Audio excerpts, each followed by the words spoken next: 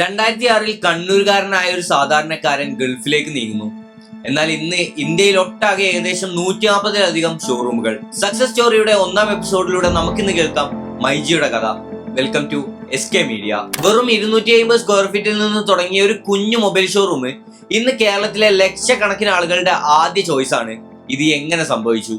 എല്ലാ സാധാരണക്കാരെയും പോലെ വിദേശത്തേക്ക് കയറിയ ഷാജിക്ക് അദ്ദേഹം സ്വപ്നം കണ്ട ഒരു ലൈഫ് അവിടെ ബിൽഡ് ചെയ്യാൻ കഴിയുന്നില്ല. വെറും 4 മാസം കൊണ്ട് തന്നെ അദ്ദേഹം തിരിച്ച് നാട്ടിലേക്ക് വരുന്നു. അതായിരുന്നു ഷാജിയുടെ ടേണിംഗ് പോയിന്റ്. 2006 നാട്ടിലെത്തിയ ഷാജി കോഴിക്കോട് മാവൂർ റോഡിൽ 3G മൊബൈൽ വേൾഡ് എന്ന പേരിൽ സ്വന്തമായി ഒരു മൊബൈൽ ഷോപ്പ് ഓപ്പൺ ചെയ്തു.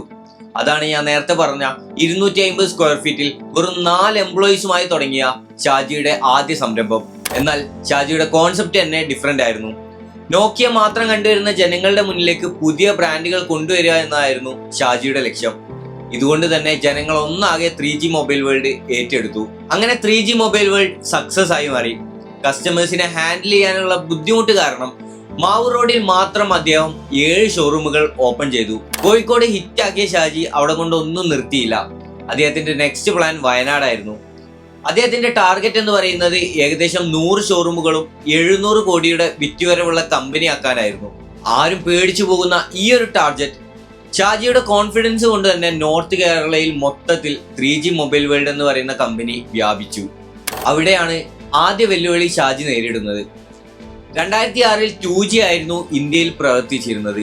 ഭാവിയിൽ 3G വരുമെന്ന് മനസ്സിലാക്കിയ ഷാജി അങ്ങനെയായിരുന്നു 3G മൊബൈൽ വേൾഡ് എന്ന് പറയുന്ന നെയിമിലേക്ക് എത്തുന്നത്. എന്നാൽ 3G ഇൻട്രൊഡ്യൂസ് ചെയ്ത് 4 വർഷത്തിനുള്ളിൽ തന്നെ എയർടെൽ 4G ലോഞ്ച് ചെയ്തു. 4G വന്നതോടുകൂടി 3G ഔട്ട് ആകുമെന്ന് ഷാജിക്ക് അറിയാമായിരുന്നു. ഒരു മാർഗമേ ഉള്ളൂ, പേര് മാറ്റുക. എന്നാൽ നോർത്ത് കേരളയിൽ ഒന്നാകെ ഏകദേശം 30ഓളം ഷോറൂമുകളുള്ള ഈ ഒരു 3G മൊബൈൽ വേൾഡിന്റെ നെയിം മാറ്റുക എന്ന് പറയുന്നത് ഒറ്റയടിക്ക് സാധിക്കുന്ന കാര്യമല്ല. അതൊരു നല്ല ബുദ്ധിയല്ല. കാരണം ഇത്രയധികം വ്യാപിച്ചു കിടക്കുന്ന 3G മൊബൈൽ വേൾഡ് ജനങ്ങൾ ഒന്നാകെ ഏറ്റെടുത്ത് കഴിഞ്ഞിരുന്നു. എന്നാൽ ഷാജി അതിനും ഒരു പോൻവഴി കണ്ടെത്തി. ഒരു നിമിഷം കൊണ്ടൊരു പേര് മാറ്റം അതൊരിക്കലും നല്ല ബുദ്ധിയല്ല. ജനങ്ങൾ പോലും അറിയാതെ 3G മൊബൈൽ വേൾഡ് എന്ന് പറയുന്ന കമ്പനിയുടെ പേര് മാറ്റണം. അതായിരുന്നു ഷാജിയുടെ ലക്ഷ്യം. അങ്ങനെ 3Gയോട് സാമ്യമുള്ള മൈജി എന്ന പേരിലേക്ക് റീലോഞ്ച് ചെയ്യാൻ ഷാജി തീരുമാനിച്ചു.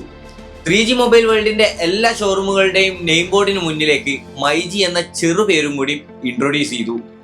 എല്ലാ ബോർഡിലും ഈ ഒരു 2 നെയിം കൊണ്ടുവരാൻ വേണ്ടി ശ്രമിച്ചു. ഇതിനൊരു അവസാനം വേണമായിരുന്നു. അങ്ങനെ ഷാജി കൊച്ചി എടപ്പള്ളിയിൽ 2017 ഡിസംബറിൽ ഒരു സൗത്ത് ഇന്ത്യയിലെ തന്നെ ഏറ്റവും വലിയ ഡിജിറ്റൽ ഷോറൂം ആരംഭം കുറിച്ചു. അതും കേരളത്തിലെ താരമായിട്ടുള്ള ലാലേട്ടനെ വെച്ചിട്ടായിരുന്നു ഇനാഗ്രേഷൻ ചെയ്തിട്ടുണ്ടായിരുന്നത്. ഇതോടുകൂടി 3G എന്ന് പറയുന്ന പേര് മൈജിയിലേക്ക് ഒഫീഷ്യലി മാറിക്കഴിഞ്ഞു. ലാലേട്ടൻ ഇനാഗ്രേഷന് വന്നതിനോടൊപ്പം തന്നെ മൈജിയുടെ ബ്രാൻഡ് അംബാസഡർ ആയി മാറി. ലാലേട്ടനെ വെച്ചുള്ള അഡ്വർടൈസ്മെന്റുകൾ ഓരോന്നോരോന്നായി വന്നു തുടങ്ങി. ഇതിനോടകം തന്നെ ജനങ്ങൾ ഒന്നാകെ മൈജിയെ ഏറ്റെടുത്ത് കഴിഞ്ഞിട്ടുണ്ടായിരുന്നു. മാർക്കറ്റിംഗ് കുതിച്ചുയർന്നു. അങ്ങനെ 2021 ഷാജിയുടെ സ്വപ്നമായിട്ടുള്ള 100 ഷോറൂം പൂർത്തിയായി. എന്നാൽ 100 ഷോറൂം ഓപ്പൺ ആയതോടുകൂടി മൊബൈലിൽ മാത്രം നിർത്തിയില്ല. ഇലക്ട്രോണിക്സ് ഹോം അപ്ലയൻസും കൂടി മൈജി കൊണ്ടുവന്നു. ഹോം അപ്ലയൻസിന്റെ വരവോടുകൂടി വീട്ടമ്മമാരുടെ ശ്രദ്ധ കൂടി മൈജിക്ക് പിന്തുടരേണ്ടി വന്നു.